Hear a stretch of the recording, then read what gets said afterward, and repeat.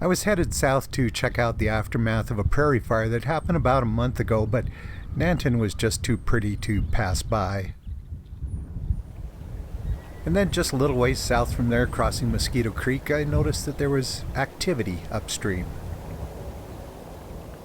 There were geese along the shoreline, but further upstream, there was a heron rookery.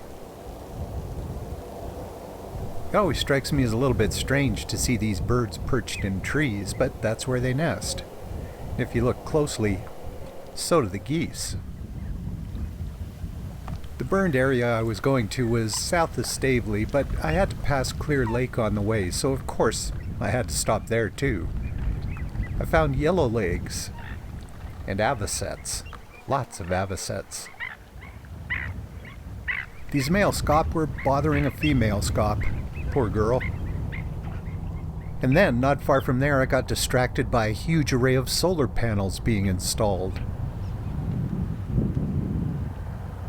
Pretty interesting to see southern Alberta's sunshine being put to use like that. I was finding all kinds of interesting things, but it took me a while to find the actual burn area. Turned out I was right beside it, but had I not seen the burned out fence posts and come across an old farmstead where a Caragana hedge that had stood for decades was nearly burned to the ground, I might have actually missed it. The April sun and warmth, well, it's given everything kind of a new start.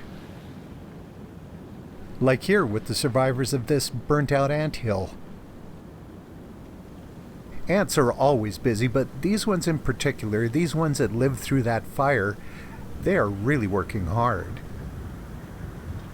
So hard, in fact, that even though they were crawling all over me, not a single one of them bit me, for which I thank them.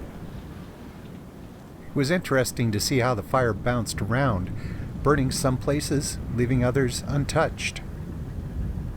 The stripes on this 13-line ground squirrel would usually camouflage him, but not when the grass is all burned. I found fox tracks in drifts of soil that had blown from burned fields, and left my own telltale marks when I laid down to take the pictures.